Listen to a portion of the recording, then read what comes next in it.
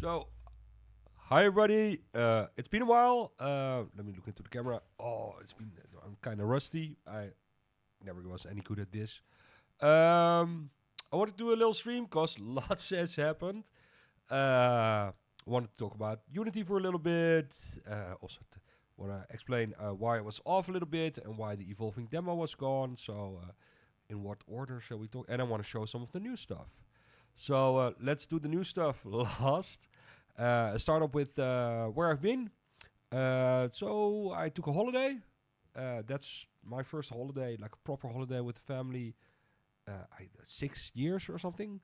So we had a little break off for Christmas, but beyond that, COVID and stuff, I've just always been working or here or holidaying at home. So that was nice. Really needed it. It's been quite a busy year so far. Lots of personal stuff as well. So that was good. Came back end of August. Did Gamescom. That went really well. The game won in the arena booth community award. That netted me also a what's the thing called Steam Deck. So well that caused me to fiddle around when I got back. First thing I did was boot up that Steam Deck. Ooh, performance is mid. Fiddled with it for a week, and now performance is like 60 FPS. Even better. I got even better last week or something with an update. Sometimes that happens. So that's now my preferred testing device because it's nice. I've restarted development. You're gonna see some of the new stuff I've done. I've put it on in the demo, but the demo is no longer the evolving demo. So before the holiday, I said, well, I can't go away for a month, including all the shows and stuff, and not support the evolving demo. So and then I also need some time to just develop in peace and quiet. And I love everybody, but it takes a lot of time. Answer all the questions, listen to everybody. A lot of the development last 6 months have been very focused on the early parts of the game, which was the demo that was available. That's what people feedback on. And then you get sucked in a sort of loop where you're only thinking about, making the controls better, making the tutorial better. But I still want an entire game, and I have ambitions and just didn't get around to doing those. So I said, well, let's end the evolving demo. I think, some of the chief concerns with controls have been not dealt with fully because it's always going to be weird controls, but there's options for people that want a free roaming camera on WASD. All that stuff is there. I'll fiddle with that continuously at some point, but now I needed to focus on new stuff and having a little bit of strategical depth in the game. Gonna talk about that later. First, also want to talk about the Unity thing. As if you watch this and you see Bulwark is made in Unity and the Falconeer was made in Unity, I owe a lot to Unity as an engine. It being so readily available, having worked in it for 15 years in the industry. Well, not 15 years, for 10 years. I think I've got 10 years into Unity. That is an amazing tool. I love working in it. I'm enthusiastic about it.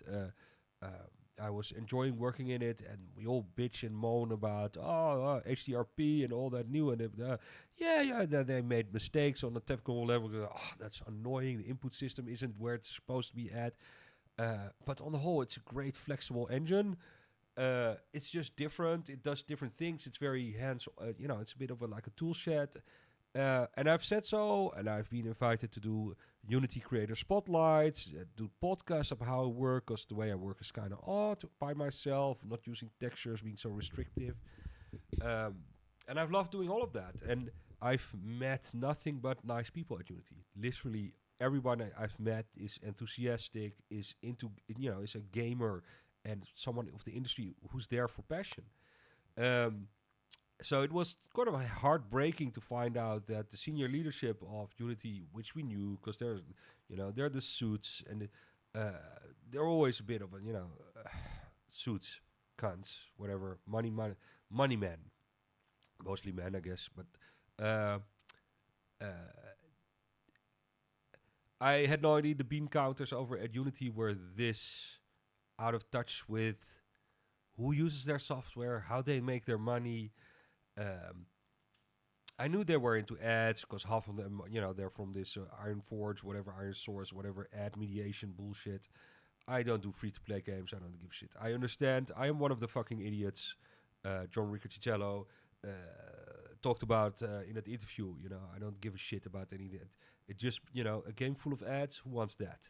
I don't play mobile games anymore because it's a pile of stinking garbage. But they made billions. Fair. Someone needs to make it. But they're tethered to an engine that is as big as it is because little folks like me used it. And little folks like me also teach at all the colleges, all the game dev courses. Being a teacher of game development is like a backup career. Well, it's not a backup that would be doing, but it is a career many people who, burn out of the game industry proper or the industry get into. Teaching people is fantastic. It's fun. It's an ethical. It's a right thing to do in life, and pass on that passion. And a lot of them are ex-indies. They're all the small people. There are very few people making money in mobile games who want to teach that and bring that on into the world. So the power of where Unity comes from, the fact that every mobile game studio who makes $1 billion of ads can hire cheap, and I say cheap, game developers are cheap because we love what we do and will work for less. Cheap fucking labor is because Unity is everywhere. And because Unity, and it's everywhere, not because of the fucking penny pinching corporate fucking ad mediation cunts. It's there because people love making games. And I think they're tethered to that. And so there's a section of Unity that understands that supports that. That's their engine part. That was fantastic until it went public.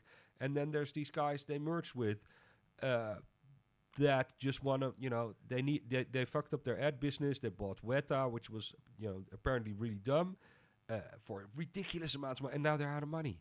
So who are you going to pinch? The little guys. Well, you're going to pinch the big whales. It's whale hunting. They want to pinch, Genshin Impact money. And that everybody else suffers because they couldn't be even arsed to think this one through is an insult. And it's wrecked their business over the week. Everybody, I saw the Case of Cut developer live tweeting how he ported the game to fucking Godot. It's people are running, and it's not just indies that are running. There's a ban by big fucking voodoo mobile free-to-play companies that understand once they give in to this kind of blackmail, which is retroactively any game you ever publish that is still live, you're going to pay this fee on. Those aren't terms anybody agreed to. Once you start taking, allowing that kind of blackmail, the genie's out of the bottle. You got to stop that. So people are up in arms. There isn't a Discord, a Slack, a Reddit where people aren't racing to do two things. Find out how much they need to pay. And, I just did a calculator that said, by industry veterans that said, on average you get a bunch of installs per sale. So you hit 1 million installs, you likely only sold 500,000 copies. Yeah, and that's when they turned off, as in the sheet you can turn back on piracy, which is 80% of your installs. You all out there pirate like fuck. And I don't put DRM in my games because, if you're not going to pay for it, you probably wouldn't have paid for it for the first time. So I don't give a shit. It's just a mindfuck I don't want. You pirate away as long as you pirate the right copy and don't get shitty old versions, unpatched versions of my game out there. And I do check up on that. But so you're at that number where you start paying a lot. And once you're at that, it's 50 to 150 to 200,000. Yeah, you made some money. But, like everybody's been screaming, when you're not in the mobile games industry, one install is not a sale, and that's what these guys on mobile think. Yeah, an install is, you're making money with ads, so every install makes money. That's not, you have charity, and the money we make is, be honest, when you have a publisher, on average, they take somewhere between 40 to 75%. If you're lucky, they don't. But on average, because they need to recoup the investment of the money they gave you to make the game, which is usually not for me, but for if you're a studio, $500,000 to $1 million. And people go, it's 200,000, this limit, that's a huge amount of money. If you have 4 junior developers, like 4 kids out of school, like yourselves or whoever, if you're young, you want to make 30,000 or 40,000 euros or dollars just to be able to rent a house by yourself. And I'm not talking about family money, because you can't live on 40,000 and have a family comfortable in this country in Western Europe. But let's say that's 40 or 35,000 is the medium wage. Then you need that costs, rent, software, excluding the install fees, but you have to pay Unity per seat as well, 2,000, taxes and stuff. So you need 50,000 per person when they're behind the computer working, have a good desk chair, 50,000 a year. So 4 people 1 year, that's a tiny micro studio, costs 200,000 euro. Unless you're crazy, you live in a squad and you work together, which is fantastic. But it's not, wait till someone gets pregnant. How are they going to live in your squad? So 50,000, 200,000 is 4 people 1 year. You make a game for 3 years, you will need 800,000 or $1.5 million. And that's 2 programmers and two. So that's a tiny game. So that's the economics of it. So you borrow that from a publisher, who then says, well, when you make money, we'll wait till we get our 800,000 back, and then we'll split the money with you. That's the deal you make. It's not a devil's deal. It's quite fair, In the end, usually it comes down, everybody gets 50%. 5-0. But that means from the Unity says, oh, you made millions. He said, no. First, Steam takes 30%, then the tax guy takes 20%, or they take first the tax guy, then the Steam guy. That's half already gone. So let's say you made 2 million. Half gone, $1 million gone. Then your publisher takes half. Then you have left 500,000, and it took you 800,000 to make a new game. So you're still in the hole. So it's and then you have to pay 200,000 to Unity. So boom. So it's 20 cents per install. It's like, and if you're unlucky and you get cheated upon and your game becomes a hit on the piracy circuit or whatever, it might be way more. And they'll say, oh, we'll protect you, we'll test it out. How? Nobody, are they going to put DRM in every game? Of course not. It's nonsense. All they think, no, and we'll make sure nothing gets count double, then we'll check the device. That's not allowed in Europe, identifying the device on a user. You can only connect anonymous data. I don't put any data tracking in the Falconeer. There's no tracking. There's nothing. It doesn't connect to the internet except through the Steam system for achievements, which I didn't make.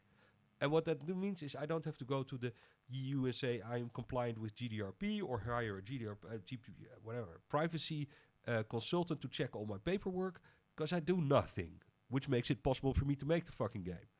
But no, Unity's going to stick some DRM in there that's going to identify the device, make sure it doesn't, and then communicate back. So everything I sell is now liable for privacy. And the people in China, the people in Japan, the people in Australia, they all want their own privacy checks and make me liable. It's a horror. It will just kill any small indie from the releasing worldwide, because you will need to be, get all the documents from Unity that say, oh, no, we're truly privacy committed. And they can't. So it's all technical nonsense. Some employees even admitted that they have no idea how to track any of this. They're just talking from their ass. And it's an insult. And I guess the senior, and like I said, the people on the floor in Unity are nice. They've been trying to get their senior manager to listen. But their senior managers are a bunch of, totally detached millionaires who have no idea how the game industry works, nor do they care. They just care about the numbers, and that's it. And it gets slapped for it. So what does it mean for Bulwark? I don't know. I'm stuck to Bulwark. I can't regress 7 years of investing in an art pipeline from the Falconeer that's now in Bulwark and transform that to Unreal. It's partially not even possible, because that's just an entirely different way of making games. I can try Godot, but it certainly doesn't do all the tricks Unity has, and I have to rebuild that entire pipeline. And I've got to feed my family within so the game needs to be out within, let's say early next year or something. I don't have the space to that. So perhaps after, but I also got to support Bulwark, make DLC, hopefully successful. It looks like a lot of people are enjoying it. It's doing something original, so if it's a success, I'll support it with DLC. For quite, for the Falconeer, I did that for quite, that took me like 2 years of my life just to support it. So that'll be, 3 years before I can think of having some space to devote to learning another engine, and then I'm starting from scratch basically, which goes against my entire philosophy of reusing and building what I had. So that got fucked by Unity because I had a strategy mapped out over multiple games, and they're no longer a partner I can trust because I don't know what's going to happen. I don't know. They haven't released. They said yesterday, "Oh, we're so sorry. We'll come with a change." Yeah, what you know. We're a week in, and I've been stressing my brain out. So, well, fuck that. I hope, for all the good people that work there, that we can continue doing business. I think what's likely going to happen, they'll backpedal some of it so that people like me will be okay, and I'll support that, and I'll use their engine, but I'll be looking at the first opportunity to see, what else is out there. In 2 years, 3 years, Godot is going to be quite nice, and it's open source, and that's just proves how valuable that is. So if that's doing as well as Blender, fuck, I might move. So I don't know at this point. I hope to have a good working relationship with Unity where they don't fuck me over like they were planning to. Happily pay some more. I am not angry at the people or at the engine. I don't think we should hate on people using Unity. We are kind of stuck. This is we're chained to what decision we made and promises they put in the terms of service that you could always use the old terms of service, which turned out not to be true. So everybody's going to be fucked anyway. Even if they backpedal, nobody can trust anyone. And that means you can also not trust Epic or anyone because they might put this in the terms of service. Just like Elon Musk was a bit of an idiot in how he changed all the stuff on Twitter, and Meta, Facebook just said, people will take that. Oh yeah, fuck it. We'll do that as well. So now the cat's out of the bag. Everybody will want a few cents of whatever I sell. That is what they want to do. And they'll keep trying at it. So it'll fundamentally change the games industry and make it harder for small developers to thrive. Because there'll be it Unity or at some point, everybody wants to make a little money out of you. And they don't give a shit about how little you have left. And what's going to be the alternative? Pay up front. It's the first thing I said to Unity. How much do I have to pay to not have to do this monstrosity? To not, live in this uncertainty? And if that's a price I can afford to pay, and I will, and many will do it too, because we're stuck and we need to get our games out and not deal with this nonsense. So if they want some money up front, and that's how you're going to get out of it, money up front. And who's got money up front? Yeah, okay, I'm lucky I have money up front. Other developers might not have that. If you're starting out in an indie, you might not have it. So you have to sign off on these deals that will take 20 cents or 10 cents or 5 cents of every dollar you make, and it will take away your profit margin, because everybody who started out made no money. For the first 5 years of my career, I made, I think, 500 or 750 euros a month. That was it. That was my income as a grown man of 29. That was possible back then, I guess, because there was social housing and stuff. Maybe times were a little bit easier. It's not possible right now. And you take that, I didn't have back then. I wouldn't have had 20,000 to pay Unity. So, yeah, people will flock to Godot and stuff. But at some point, everybody's gonna, want their gram of, their pound of flesh, their rent taking, their BMW seat warmers, where you have to pay subscription for. This is the new reality, and it's hit the industry. And it sucks. So, end of rave. I might now cut off this video so other people can watch all the new stuff, and I'll do a separate video on that, and we'll have a little rant, and that'll be that. So, again, don't threaten anybody. Don't get mad on the people on the floor at Unity who are, just as upset as us. Be mad at people with cash, the suits, whatever, the executive. Don't threaten anybody. It's not worth violence. It's just business. It's sucky business, but it's just business. People will make games, and they'll just do it without Unity probably. So chill out. Everything's gonna happen, but the guys who called us fucking idiots are gonna end up being fucking idiots and having ruined their own business. So fuck them.